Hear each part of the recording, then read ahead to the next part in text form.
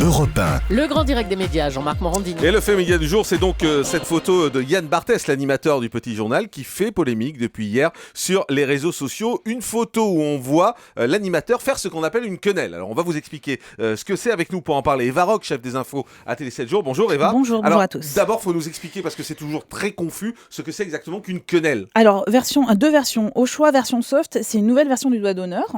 Voilà, ça c'est pour la version soft. Et alors la version beaucoup plus problématique, en fait, c'est une référence politique dont Dieudonné revendique la paternité, c'était dans les années 2000, et qu'il définit, alors je le cite, comme un symbole d'insoumission au système. Certains ont même parlé de salut nazi à l'envers, et c'est pour ça que ça pose réellement polémique. L'humoriste avait largement utilisé ce geste, d'ailleurs, c'était pendant la campagne pour les élections européennes en 2009. Il était alors candidat du Parti sioniste. Alors autant vous dire que la quenelle n'est pas un geste anodin, il y a vraiment une connotation politique. En revanche, Jean-Marc, vous le savez, poser avec des anonymes quand on est animateur télé, ça l'est beaucoup plus anodin.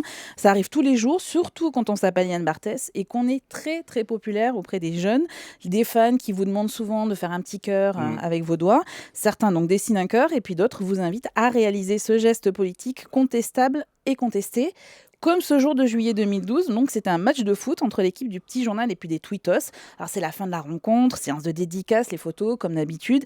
Yann Barthès se plie à la demande d'un garçon qui a d'ailleurs déclaré au quotidien Métro ignorer totalement la signification de ce geste, la quenelle, et qui évoque un gimmick à la mode. Voilà, donc on voit cette photo qui circule, sur laquelle donc Yann Barthès pose à côté de ce garçon et les deux font ce qu'on appelle cette fameuse quenelle. Alors Yann Barthès s'est expliqué hier pour mettre fin à cette polémique. Oui, c'était via Twitter et le compte officiel du Petit Journal. Yann Barthès a donné sa version des faits, c'était vers 18h. Alors je vous lis les 4 tweets qu'il a envoyés. La photo bad buzz qui a agité les réseaux sociaux toute la journée date de juillet 2012.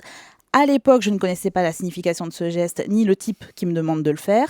Condamnation sans réserve de cette gestuelle et réaffirmation de ce que j'en pense. De cette soirée, je ne garderai qu'un souvenir, l'équipe de foot du Petit Journal. Donc fin de la polémique pour l'animateur. D'ailleurs, il n'en a pas du tout été question hier soir pendant le Petit Journal. Quant aux dirigeants de la chaîne, eux, ils ont plutôt évoqué un non-événement. Alors si on en parle aujourd'hui, c'est parce qu'en fait, cette polémique fait écho à un premier incident qui s'est produit il y a quelques jours sur le plateau du Petit Journal, où encore quelqu'un avait fait cette fameuse quenelle. Ouais, c'est un peu l'arroseur arrosé en fait. C'était le 11 novembre dernier. Et dans le public, vous savez, derrière les chroniqueurs, on voyait un jeune homme qui réalisait ce geste incriminé. Alors, il a fait au moins une quinzaine de fois, d'ailleurs, pendant toute l'émission. Tollé sur les réseaux sociaux et excuse de Yann Barthès quand même, dès le lendemain, en direct pendant l'émission. Alors le garçon qui avait reproduit la quenelle, lui, a évoqué un geste subversif, anti-système, c'est-à-dire quand même la même rhétorique que ce qu'utilise Dieudonné entre parenthèses. Et lui, Yann Barthès, a condamné sans appel cet acte et s'est excusé en ces termes. Dieudonné a lancé le mouvement dans ses spectacles et sur ses affiches. Le sulfuré Alain Soral le fait au mémorial de la Shoah, mais aussi Jean-Marie Le Pen le fait, Bruno Gollnisch, mais aussi des anonymes comme ces pompiers ici, ces militaires devant une synagogue, ces policiers, ces gardiens de prison ou ces bonnets rouges. Et c'est là que ça devient nébuleux. Des gens plus inattendus le font, des stars comme Teddy Riner ou encore Tony Parker.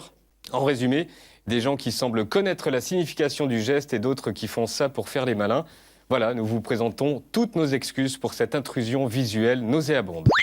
Voilà, et lui, quand il a fait en 2012, il dit qu'il ne savait pas, bien évidemment, ce que ça voulait dire. Il a appris depuis avec cet incident. Mais ce qu'il faut dire quand même, c'est qu'Yann Barthès n'est pas la seule personnalité publique à avoir été photographiée ou surpris en train de faire ce geste. C'est comme il vient de le dire, vous avez ceux qui savent quand ils commettent ce geste, Bruno Gollnisch, Jean-Marie Le Pen, ceux qui a priori ne savent pas et qui en fait imitent un geste à la mode façon Teddy Riner et Tony Parker.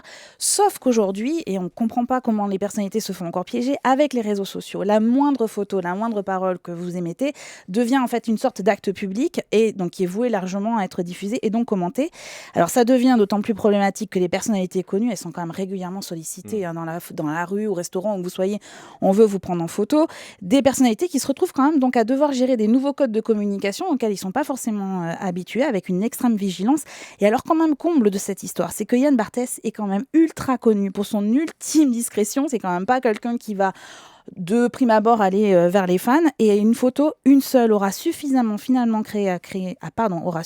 à créer une polémique, et bien presque malgré lui, j'ai envie de vous dire. Merci beaucoup Eva Rock. Et c'est vrai qu'on est souvent soumis à des demandes de la part des auditeurs, même en bas d'Europe 1. Moi ça m'arrive tous les jours, des gens qui me demandent de poser, de faire des photos. On nous demande de faire des gestes en nous disant c'est le geste de mon école, et des fois on ne sait pas ce que veulent dire les gestes, donc il faut faire attention. Désormais on le saura, parce qu'on peut se faire avoir avec un geste comme ça qui est finalement un geste qui a beaucoup de signification. Pas très agréable, c'est le moins qu'on puisse dire. Merci beaucoup Eva Rock, chef des infos à Télé 7 jours.